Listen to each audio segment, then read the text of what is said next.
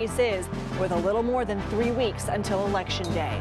Help held up. Authorities make an arrest in connection with threats made toward FEMA responders providing hurricane relief. In the Middle East, Israeli forces strike Gaza and Lebanon, and the U.S. announces it is deploying troops and air defense systems to help Israel bolster its defense against Iran.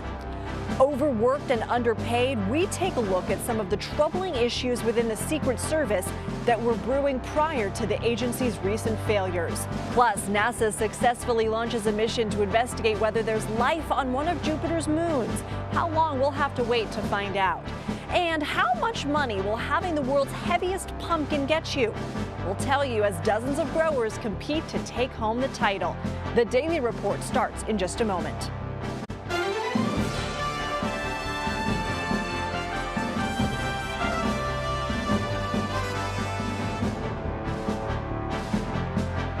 Hi, thank you for joining us. We begin our report on the campaign trail. Both candidates are descending on Pennsylvania Monday. The Keystone State is one of the most crucial battleground states for both Vice President Kamala Harris and former President Donald Trump in this election. CBS News estimates have them neck and neck in the state. Zooming out, Harris has a slight edge nationally. Across battlegrounds, they're in a virtual tie. The vice president's lead has dropped 1% in both of those measures since mid-September. The margin of error in our CBS News polling is 2.3 points.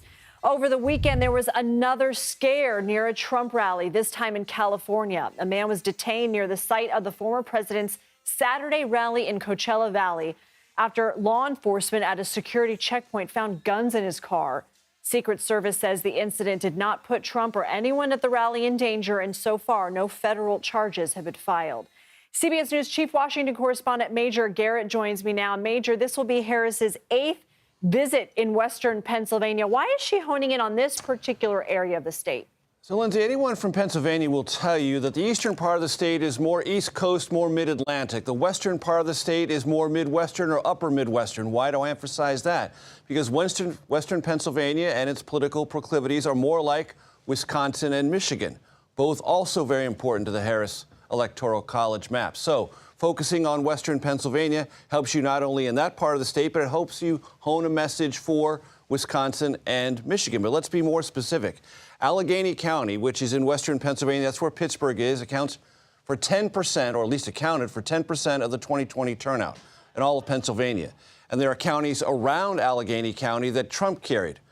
Biden carried Allegheny County, about 60-40. There are 3 counties right around that Trump carried 60-40. So this area is when you want to get Allegheny County if you're Harris, and you want to lose by less in those pro-Trump surrounding counties. All of that is part of a Western Pennsylvania strategy, not only to make that state more winnable, but also make your outreach more persuasive, possibly in Wisconsin and Michigan.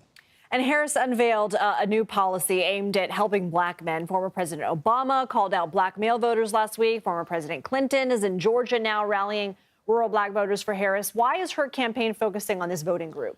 Because it is clear from internal Harris campaign data that this group is more up for grabs than it was in 2020 or even 2016. Now, one of the things the Harris campaign is learning is that in 2016, this was a complete blind spot for Hillary Clinton's campaign. Missed it entirely in Philadelphia, Detroit, and other key cities where black turnout in general was lower than it had been for President Obama and black men specifically. So they're trying to address something that they believe was a shortcoming of Hillary Clinton's campaign. Also address the idea that perhaps with a message nationally that has been very focused on abortion rights and those attendant to reproductive health care, maybe black men don't feel that their issues or things that are as important to them are being nearly sufficiently addressed. The Harris campaign is trying to address that as well.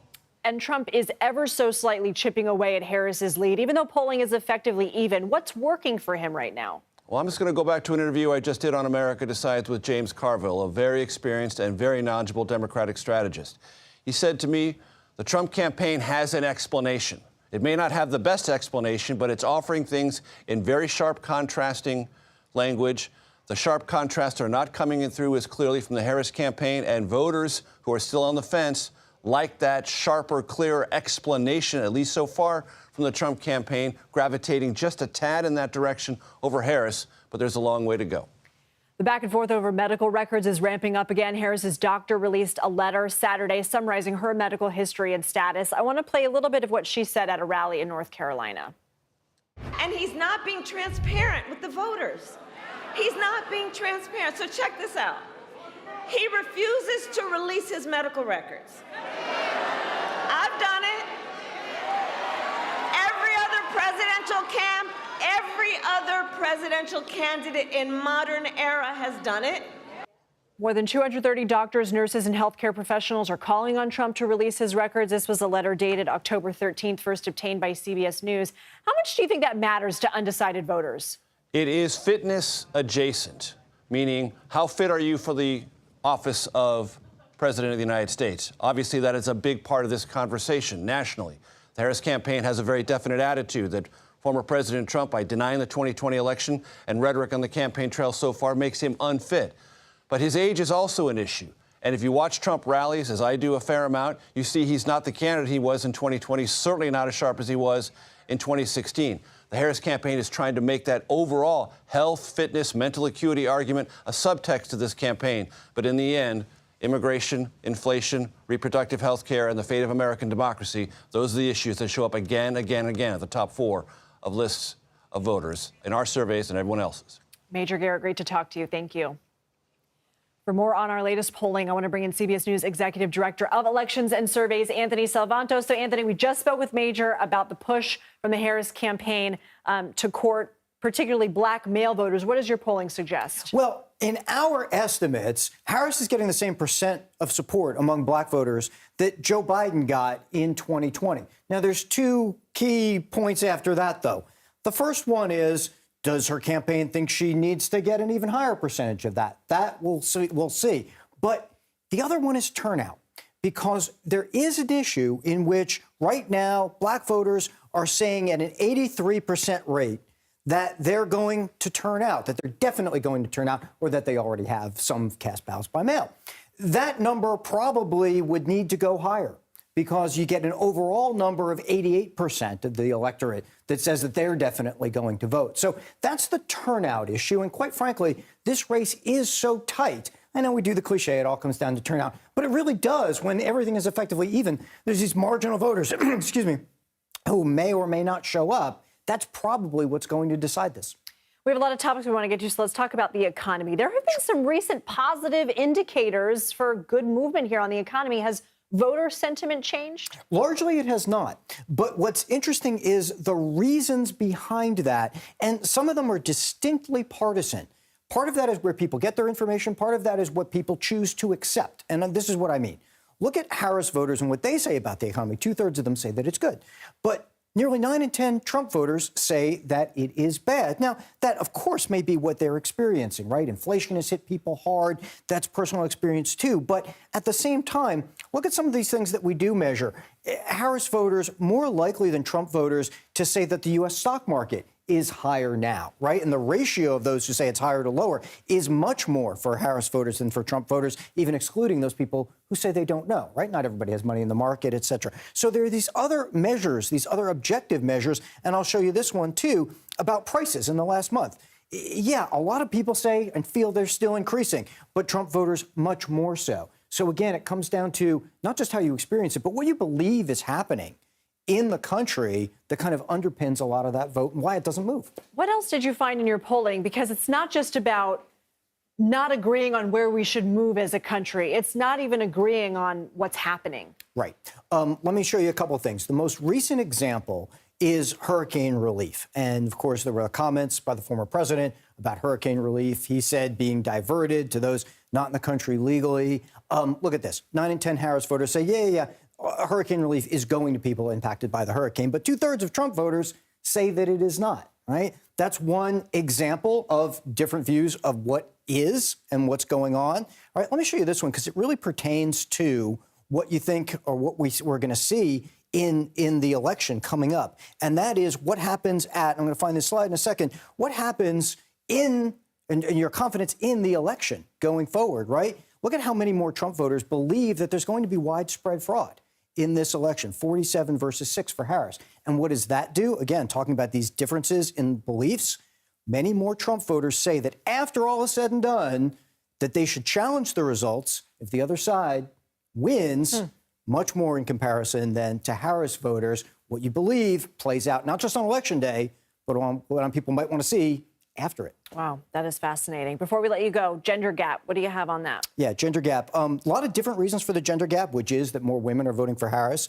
and more men for Trump. I'm going to find the slide here because what you see is it depends on what you think has been going on in the country in relation to, here we go, gender equality efforts.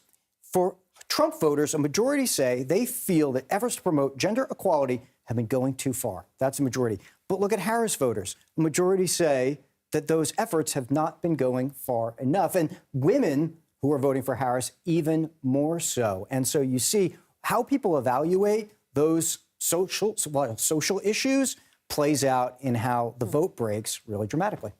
Home stretch, Anthony Salvanto, thank you. Thank you. A man has been arrested and charged for allegedly threatening some of those involved in hurricane recovery efforts in North Carolina. Officials say the threats forced FEMA responders who have been on the ground since Helene hit to temporarily stop their work and relocate out of an abundance of caution. FEMA has been the target of attacks and false rumors about the agency's response to recent natural disasters. CBS News Homeland Security and Justice reporter Nicole Skanga has been following the latest from the D.C. Bureau. Nicole, what can you tell us about the man who was arrested over the weekend for allegedly threatening FEMA responders? Yeah, Lindsay, good to be with you. 44-year-old William Jacob Parsons was from Bostic, North Carolina, is from Bostic, North Carolina. He was arrested late Saturday afternoon after allegedly making threats to FEMA employees, other government personnel involved in Hurricane Helene recovery efforts in Rutherford County, North Carolina, one of the hardest hit areas following that devastating natural disaster. He was charged with a misdemeanor, specifically going armed to the terror of the public. And he was armed. He had a handgun and a rifle on him at the time of his arrest. The Rutherford County Sheriff's Office says that the arrest was made after deputies were first alerted about the threat at around 1 p.m. on Saturday, that a white male had an assault rifle and had been making these threats. He was released on bail to the tune of $10,000 late Saturday evening. How do these threats affect North Carolina residents seeking aid? Yes. So, I mean, this is an important point because it is standard after a major natural disaster that FEMA go door to door in towns and communities, essentially doing wellness checks in communities that have been ravaged by hurricanes, by natural disasters, going in, accounting for survivors. Are there any missing persons there? Is there anyone deceased on scene? This is life-saving and sometimes life-sustaining support, and it was temporarily suspended. Now, we should say, rescue and recovery efforts continued throughout this sort of threatened period on Saturday and Sunday. But personnel in some cases retreated to fixed locations, disaster relief centers, after this first initial alert went out. And it prevented some residents suffering immense storm damage, digging out of the mud and the debris from receiving some of that hands-on support. Now, FEMA has put out a statement in the aftermath of this, and they're really emphasizing that disaster recovery centers are continuing to be opened as scheduled, that survivors continue to register for assistance, and that they're going to continue to help the people of North Carolina. I thought it was interesting, the U.S. Forest Service, who also alerted employees assisting in these recovery efforts, also put out a statement reminding the public that even as the federal government offers support, many employees, federal workers live in areas impacted by Hurricane Helene. Many are members of these same communities, and as they are offering this support, they are also picking up the pieces of their own lives in the aftermath of this devastation. What have officials been saying about misinformation and how it has been impacting their ability to provide aid?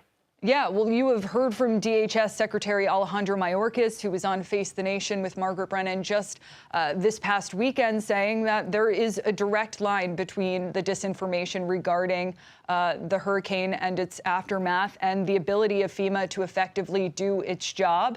Amid all of this misinformation, FEMA has stood up essentially a rumor mill website to sort of bat down some of the commonly spread conspiracy theories. But workers continue to show up every day, continue to help those disaster survivors dig out from this storm in hard-hit communities. And FEMA already has issued $850 million in relief to individuals impacted by Hurricane Helene. Nicole Skenga, thank you. Thank you. The U.S. says it's sending troops to Israel. Coming up, what that could mean for tensions in the Middle East as fighting between Israel and Hezbollah intensifies. Plus, the assassination attempts on former President Trump shed some light on larger problems within the Secret Service. We'll break down the issues ahead. You're streaming The Daily Report.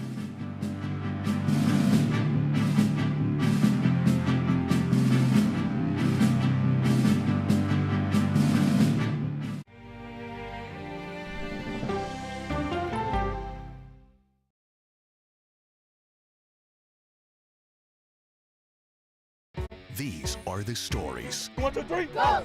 of We the People.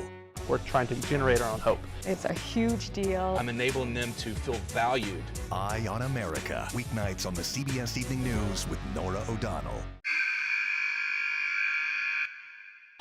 I had progressively fallen deeper into the world of online sports betting. The risk is the rush. What do you think is driving the spike in popularity? I think it's legality. If it's legal, I'm going to use it. There are ways to bet when you are 18. We've created an epidemic of child gambling. You can't walk into a male dormitory in a college campus without sports betting happening. It's America's most neglected problem. I used sports betting as a way to escape, when in reality, I'm choosing self-destruction. Whatever I had left, it was gone. The purpose of the industry is to get you to play to extinction. And that means until all your money is gone.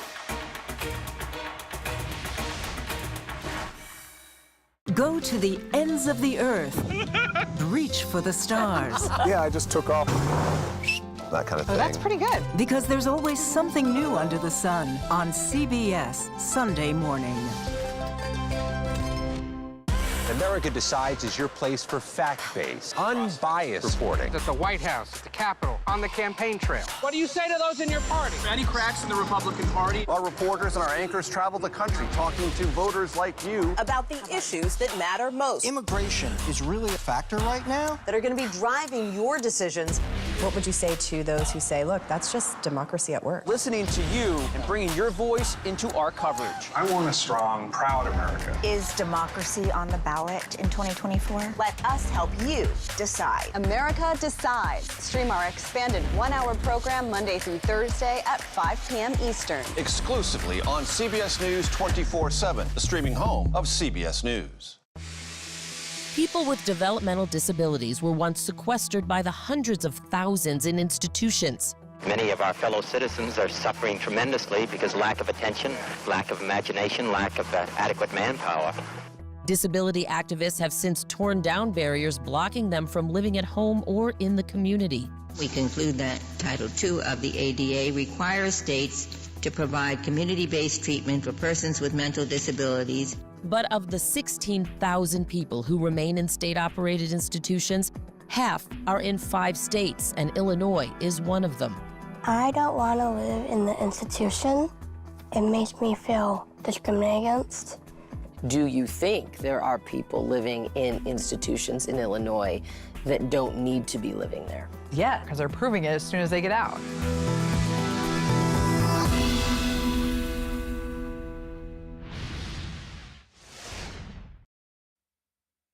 The U.S. is sending troops to Israel for the first time since the October 7th attacks by Hamas last year, along with a power air missile defense system. Fighting is intensifying on Israel's northern front of the war. Lebanon's health ministry says at least 21 people were killed in an Israeli airstrike Monday. At least 4 Israeli soldiers were killed Sunday night in a drone attack by Hezbollah. CBS News foreign correspondent Rami Inocencio is in Tel Aviv with the latest. Lindsay, hi there. Yeah, and this is one of the most lethal strikes to hit Israel since the war started back on October 7th of last year. And a preliminary investigation by Israel's military has found a failure of intelligence. The IDF says that drone flew for half an hour from Lebanon. The military mistakenly thought that it had crashed and said it did find its target, and that was the Golani Air Base, which trains up new military recruits. It smashed through the roof of a dining hall, killing and wounding all of those those soldiers. And that attack also shows that Hezbollah can strike deeper into Israel beyond just the border areas. And notably, just hours after that attack, the Pentagon said that it would deploy a U.S. air defense system here to Israel. This is the THAAD, and it stands for Terminal High Altitude Area Defense, which can shoot down ballistic missiles. A U.S. official today confirmed to CBS News that around 100 U.S. troops are also being deployed to help operate it. And this comes 2 weeks after Iran retaliated against Israel with about 180 ballistic missiles. The Pentagon said that this new deployment is part of what they're calling broader adjustments to keep supporting Israel and to keep protecting Americans living here from attacks from Iran and militias across this region that are aligned with it. And that green light came straight from President Biden. Lindsay. Ramy Inocencio, thank you. David Daoud joins me now. He is a senior fellow at the Foundation of Defense of Democracies, a nonpartisan research institute focusing on foreign policy and national security. David, good to see you. What message is being sent by the U.S. with this announcement that it's sending weapons systems and troops to Israel?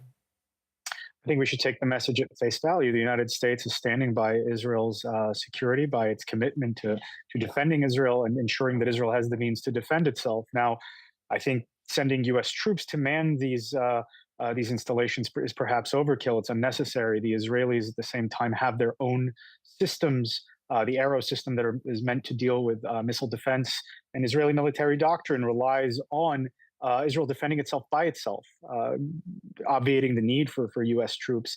But I think the United States is trying to send a message to Iran that if you're trying to attack Israel, you may end up attacking U.S. troops, and there's going to be a broader retaliation, but it perhaps unnecessarily puts U.S. troops in harm's way. Do you think that Iran could see this as a provocation?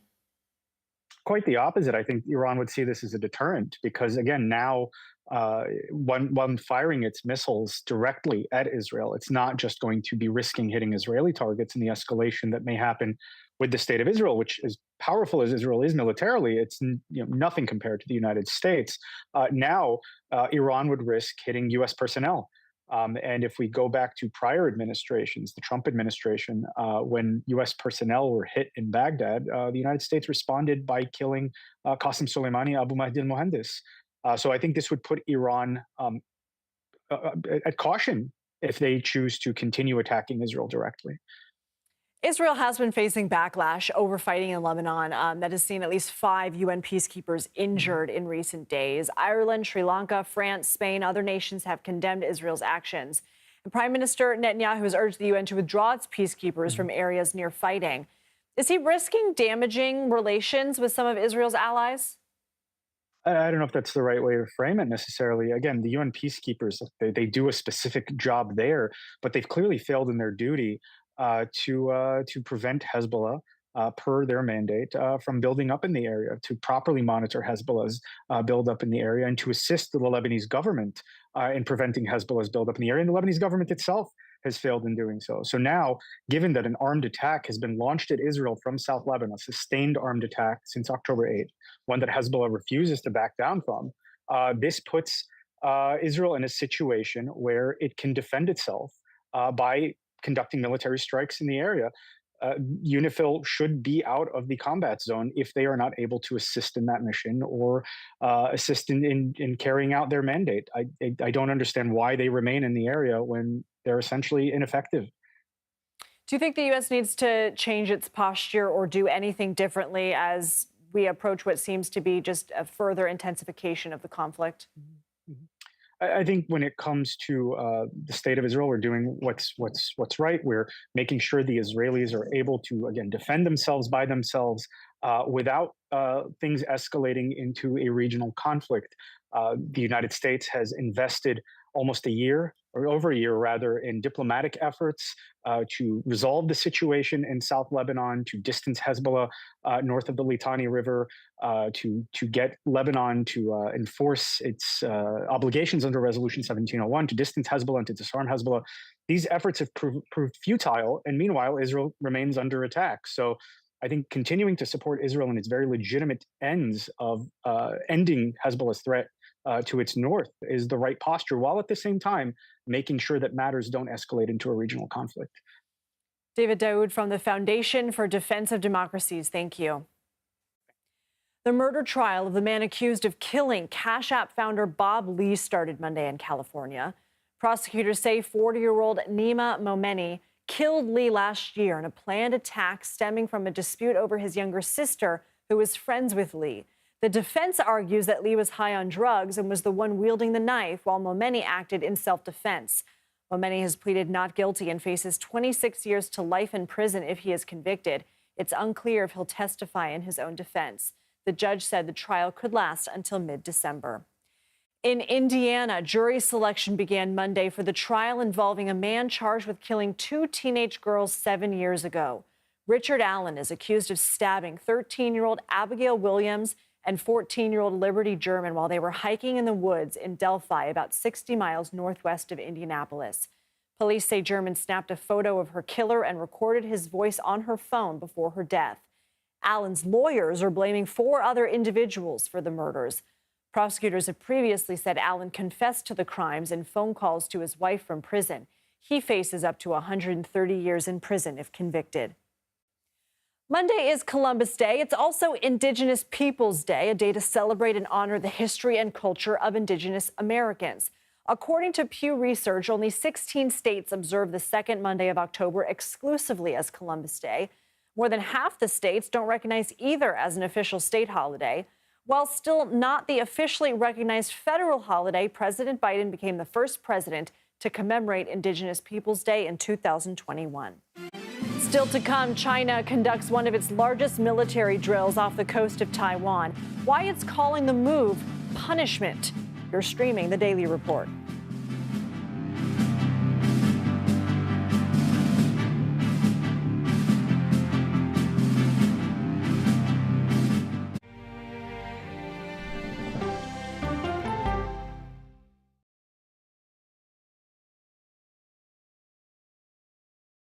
On Face the Nation, we try to have an informed conversation about the essential issues of the day. The way to learn is to listen to the answers and to ask follow-up questions. Why did you miss the moment? I'm not sure why they missed the moment. Listening to how someone explains themselves is so key to understanding their perspective. And that's why the face-to-face ones we have on Face the Nation are so important.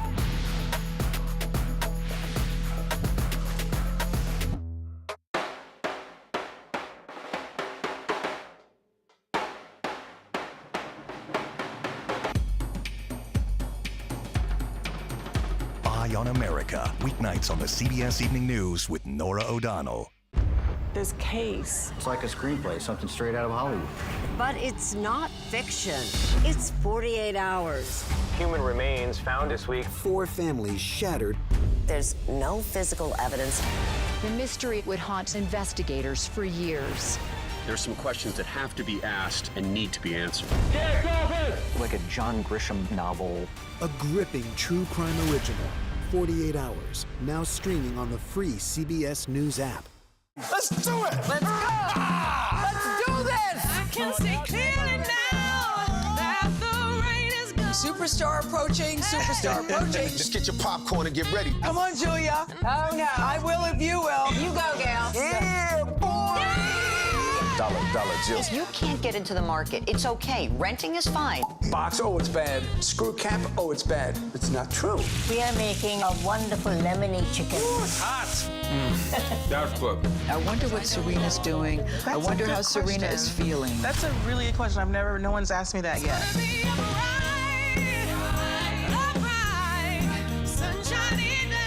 You're 70 years old? 70, yeah. I'm 21.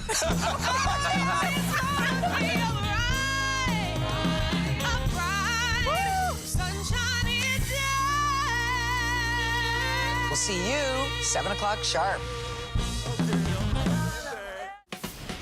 When you need your sports news all the time, We've got breaking news to bring to you. CBS Sports HQ gives you a snapshot of all the sports that matter to you.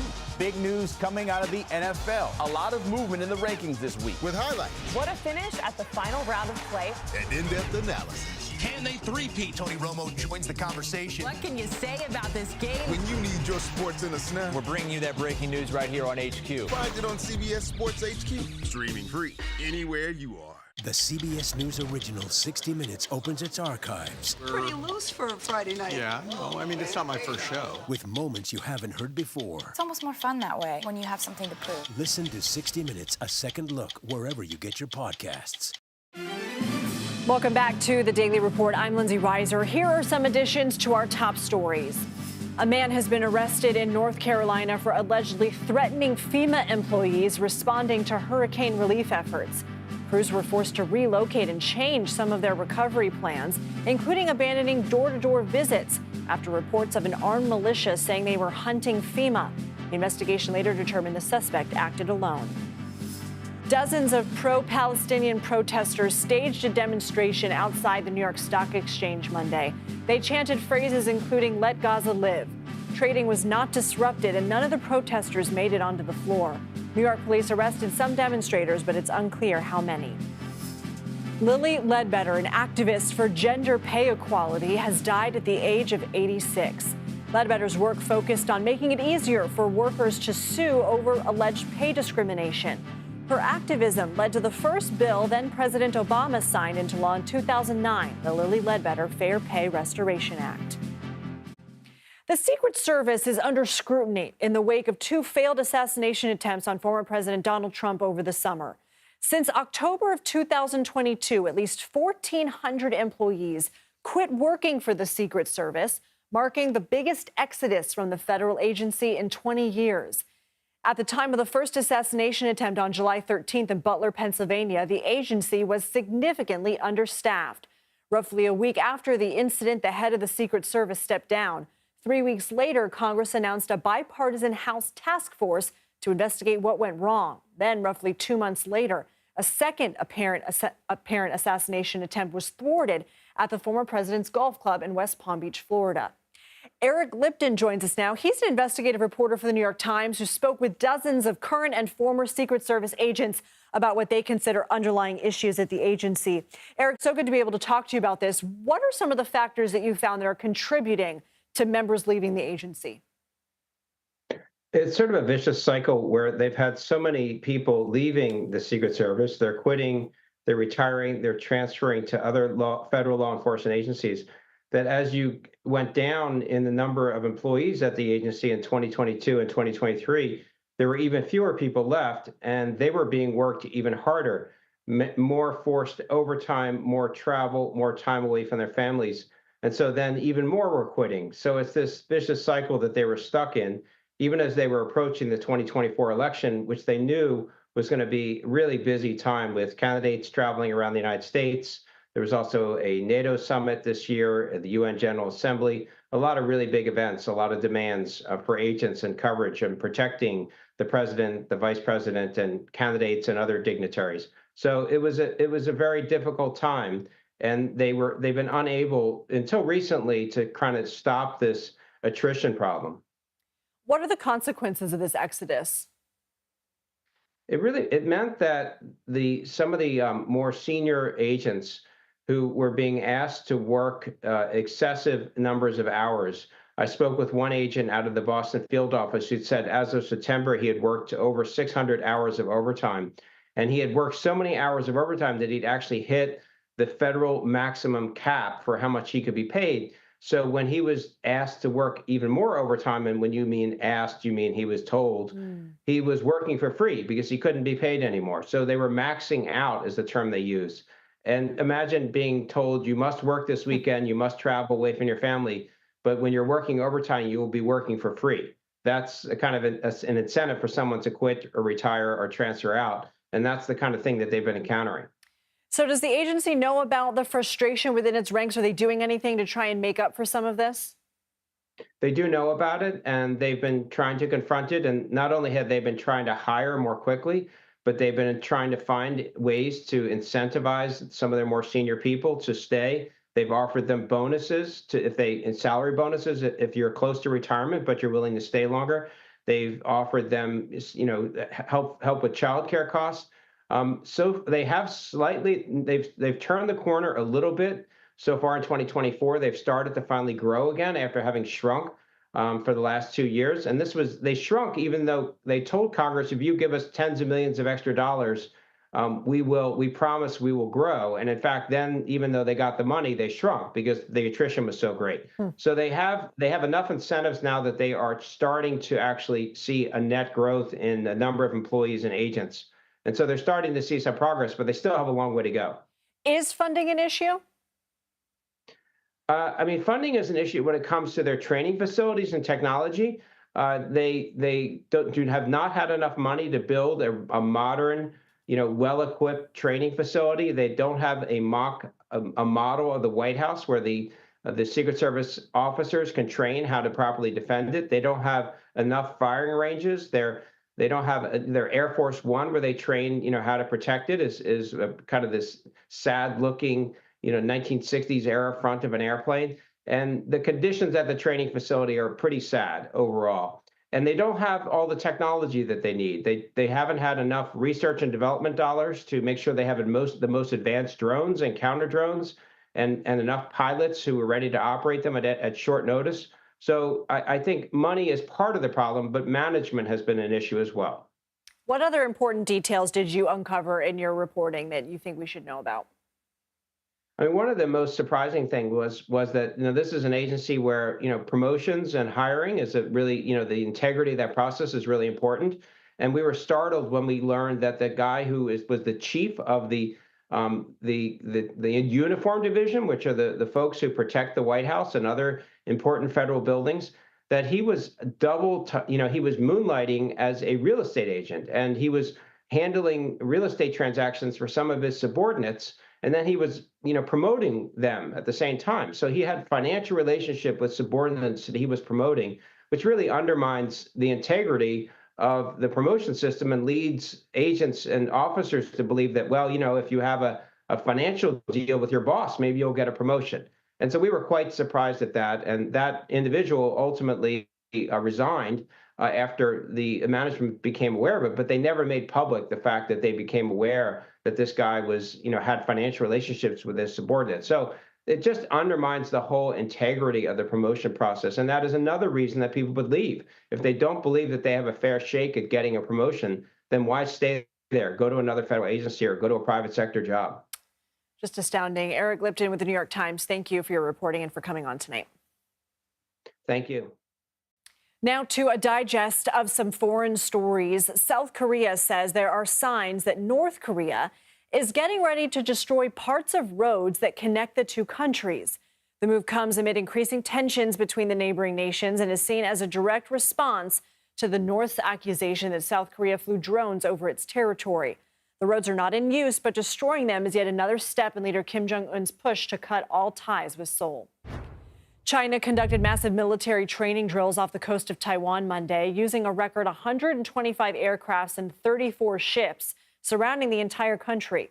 China says the drill was meant to simulate a full attack as punishment following a speech from Taiwan's president in which he vowed to continue resisting China's claim of sovereignty over the self-governed island.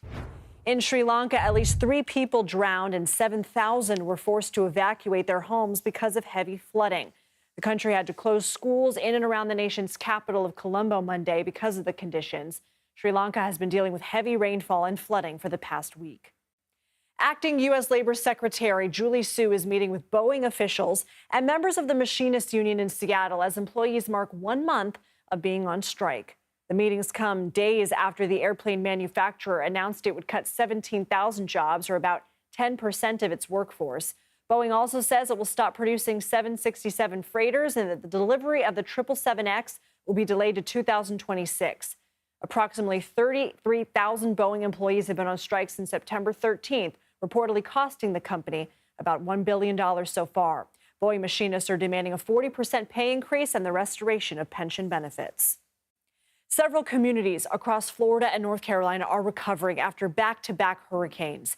In Florida, electricity is expected to be fully restored across the state by tomorrow night. President Biden announced an additional $612 million in federal aid to help affected areas throughout both Florida and North Carolina. CBS's Tom Hansen is in Minnesota Key on the west coast of Florida with the latest on recovery efforts. Hey there, Lindsay. Well, we're standing on the shoreline here, and I just want to show you exactly what we're seeing. Over here, you can see that the ocean is so close. It has not always been that way, though. The ocean is much closer because a lot of the beach is gone due to the powerful storm surge from Milton. I want to take a look at this because this has presented a lot of problems. This is a wave breaker, and the storm surge reportedly picked up some of these massive rocks here, these rocks that basically, a few of them make up the same size as a car, and the storm surge hurled them at buildings. You can see, if you look over here, a boat also crashed through this home. So we're talking about some catastrophic storm surge, not survivable. Fortunately for the people here, many of them evacuated. They heeded evacuation warnings. There haven't been any reports, as far as we know, of any casualties in this area, but just a devastating scene. We are seeing piles of sand that almost look like a blizzard, the snowdrift from a blizzard, but then you realize that it is heaps and heaps of sand and debris. That sand gets up to 6 feet in some areas, and it coats the insides and the outsides of all of these homes. This is some serious damage, some costly damage, well into the millions and millions of dollars for this community. Meanwhile, people here are just starting to trickle back in to see what's left. Many of them haven't been allowed into this space for the last several days, and there is growing frustration there. They want to know exactly what is left of their homes, and each person that we have met along the way is just their breath has been taken away by what they've seen. No doubt, Lindsay, this is going to be a long, long road to recovery. This really is one of the spots hit the hardest by Milton. Lindsay? Tom Hansen, thank you. Still to come, what could an icy ocean on a moon almost 2 billion miles away have in common with our planet? What scientists are looking to uncover with a new NASA mission ahead. You're streaming The Daily Report.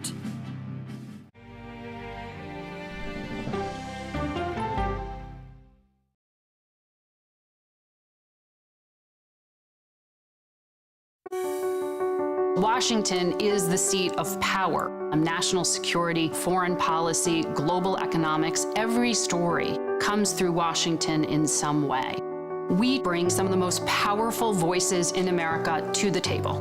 We don't just ask the questions, you have to go deeper. We try to understand what's at the heart of the issue we're talking about, to then come forward with solutions. Face the Nation on CBS. The justices ruled that Harvard and the University of North Carolina violated the Constitution. In the aftermath of the Supreme Court decision to end affirmative action in college admissions, uncertainty sets in for some students of color. Affirmative action really gave us an equal opportunity. CBS Reports explores the historic decision and what it means for those chasing an opportunity to change their lives. I knew that college was the ticket to break this cycle. The end of affirmative action, now streaming on the free CBS News app. America Decides is your place for fact-based, unbiased reporting. At the White House, at the Capitol, on the campaign trail. What do you say to those in your party? Any cracks in the Republican Party? Our reporters and our anchors travel the country talking to voters like you about the issues that matter most. Immigration is really a factor right now that are going to be driving your decisions. What would you say to those who say, look, that's just democracy at work? Listening to you and bringing your voice into our coverage. I want a strong, proud America. Is democracy on the ballot in 2024? Let us help you decide. America Decides on CBS News 24/7. Stream our expanded one-hour program Monday through Thursday at 5 p.m. Eastern. An original documentary from CBS Reports. AI is among the most world-changing technologies ever. Curing diseases, scientific breakthroughs, making lives better. They can help us with medical discoveries, scientific discoveries, doing better agriculture, having cures for things like Alzheimer's. It's also going to really transform the way we work. The uplifting potential of artificial intelligence is limitless. It gives you a friend, somebody to chat with 24/7 that is non-judgmental. He makes me feel loved and desired. And so are its downfalls. The problem with all this AI is that it's unpredictable and uncontrollable. The choices we make now will have lasting effects for decades, maybe even centuries. The ChatGPT revolution, now streaming on the free CBS News app. We are about to see American weapons in the hands of Mexican cartels. A gun pipeline to Mexico. We are arming the cartels. 100%, no doubt about it. Happening right under our noses. Who's doing something about this? Nobody. A CBS Reports exclusive. Most Americans have no idea that we are effectively arming the enemy next door. This is the story the American people need to know. Arming cartels. Now streaming on the free CBS News app.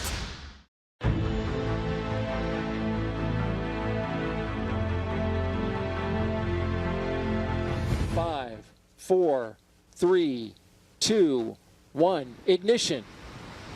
And liftoff. Liftoff. A NASA spacecraft is officially on the way to Jupiter to study one of the massive planet's moons. The solar-powered Europa clipper took off Monday from the Kennedy Space Center in Florida. After a 1.8 billion-mile journey, it's projected to reach Jupiter by April of 2030.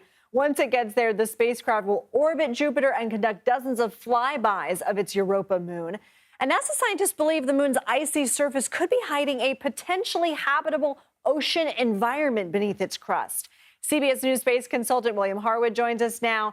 Bill, what information about Jupiter's moon are scientists hoping to gather? Well, you just said it. They want to probe the ocean that they believe is right under this icy crust that surrounds the planet. They've got a lot of data that indicates there's an ocean there. In fact, they think there is twice as much water in this sea, this hidden sea, as in all the oceans on planet Earth. So there's quite a bit of water there. The question is, does it provide a habitable environment for microorganisms, for example, or at least life as we know it on Earth? The mission's not going to look directly for signs of living organisms. It's really trying to prove that organisms could or could not exist in this environment. They're looking at the habitability of the moon, and that's the first step toward this question of, do planets like this or moons like this that have a lot of water? This isn't the only one. There are several of those in our solar system and presumably in other solar systems that might be abodes for life. So it's a fascinating mission. Unfortunately, like you said, it's not going to get there till 2030. We're going to have to wait a little while for the results. Yeah, like most things with space, we got to wait. It takes a while to get there. So, Bill, you kind of outlined what they're looking to do. How will they do it? I mean, how are they going to see through this ice sheet? But they're not really going to see through it. What they're going to do, it's kind of like if you're a patient in the hospital and you go through an MRI or one of those scanners that can see inside your body without opening it up. They've got ice-penetrating radar on this spacecraft that'll see miles below the surface, looking for pockets of water or even perhaps the interface where that crust meets the ocean below. They've got spectrometers to analyze the composition of the surface. It's possible that organic compounds have spewed out of fissures in the surface, so there might be material on the surface that would be an indicator of organic material and even possibly life. And of course, they've got high-resolution cameras that are going to map 90% of this moon in extraordinary detail. They'll be able to see things down to the size of a car, and they're going to learn volumes about this moon and, by extension, by other bodies in the solar system and the universe at large that are similar. Wow. So after the Europa clipper does what it needs to do, what's going to happen? They're going to crash it into the moon Ganymede. What? You might say, why would you do that? Well, first of all, they may get a mission extension if the thing is still operating normally and the money is available. But at the end of the mission, they're going to send it down to the surface of Ganymede where it'll be retired. And the reason for that is if you just leave it there without fuel orbiting Jupiter, there's a chance it could crash into Europa, and any microbes that might have hitchhiked a ride out from Earth would contaminate this potentially habitable environment. So, yeah, that's what awaits. That's the fate that awaits it, crash landing on Ganymede. Wow. All right, I want to talk to you about another mission before we let you go. The historic SpaceX Super Heavy Starship launch and recovery Sunday. How did it go? Well, it went by the book. I was amazed. You know, I mean, I think a lot of us were looking at this thinking they'll never pull this off. They're trying to grab a 23-story tall booster coming back for a landing under rocket power. The launch pad gantry has these big robot arms that are going to reach out and grab it and set it and pull it down. I mean, you know, it's like science fiction. I thought the odds of a failure were pretty high, but as we watch this video, you can see it's coming down right in between those grabbers, those pincer-like arms, and they pulled it off. I'm still at a loss for words. It was quite an accomplishment. Ye of little faith. All right, Bill Harwood. Thank you so much. That's right. Still to come, the annual search for the Great Pumpkin. Or maybe more specifically, the heaviest. We'll tell you who won and how much the winning pumpkin weighed. You're streaming the Daily Report.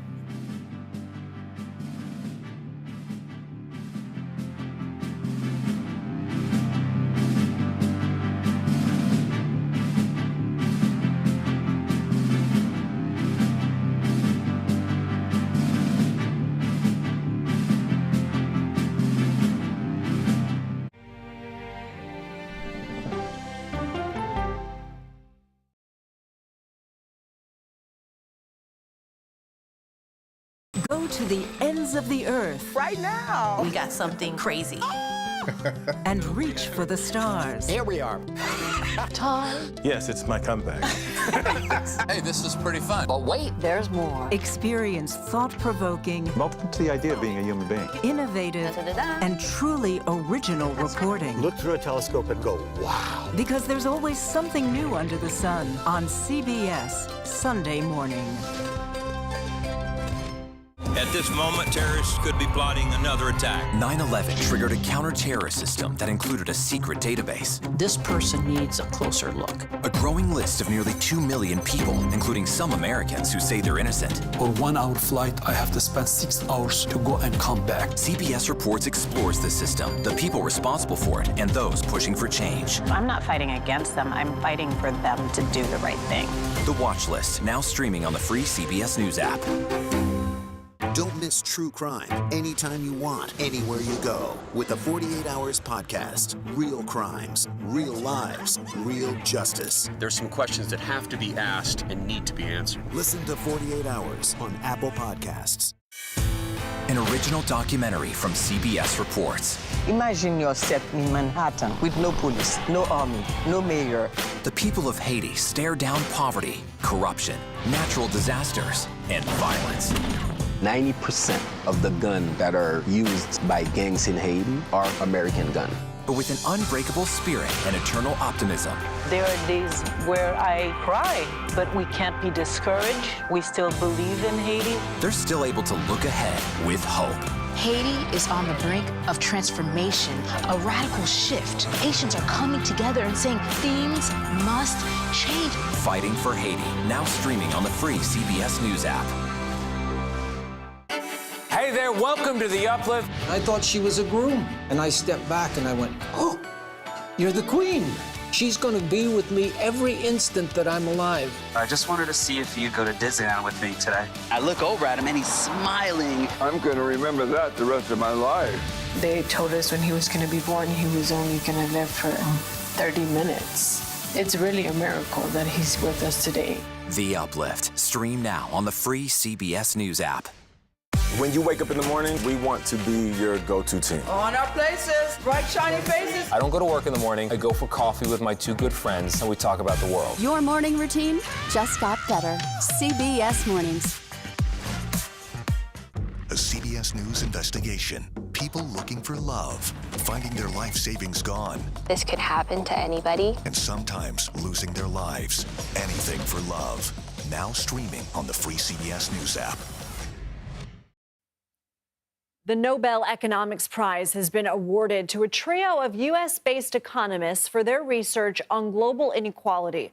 Daron Acemoglu and Simon Johnson work at the Massachusetts Institute of Technology, and James A. Robinson conducts his research at the University of Chicago. They determined in their studies that open societies are more likely to prosper. The three will split the prize money of just over $1 million. A pumpkin weighing more than a ton has won the World Championship weigh-off in California. Monday's winning pumpkin, named Rudy, weighed a massive 2,471 pounds, 6 more than the second-place pumpkin. The prize rate is $9 a pound, adding up to more than $22,000 for the 3-time winner, Travis Ginger. He also took home a special ring and jacket. While impressive, and it is, this year's victorious pumpkin did fall more than 300 pounds short of the world record that Ginger set last year. So what's the secret to growing the great pumpkin? Soil quality, nutrition, and a lot of water are key to their huge size. Competitive growers tend to their pumpkins for up to 2 hours a day. And you might be wondering what happens to the pumpkins after their time on the scale is up.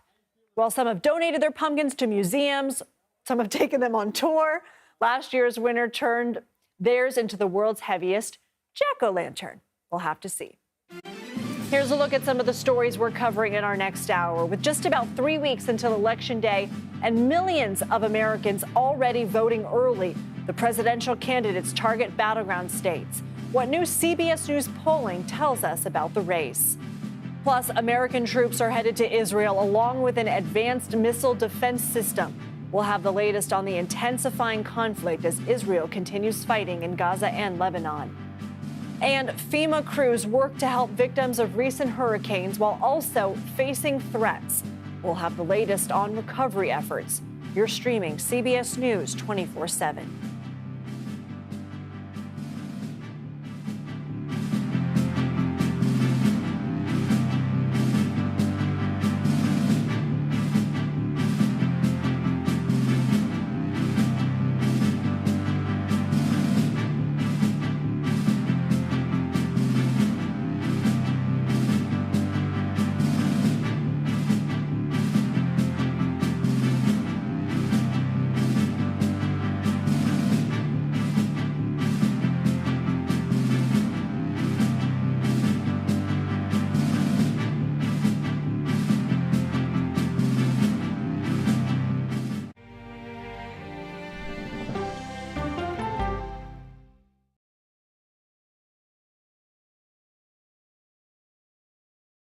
These are the stories 1, 2, 3, go! of We the People.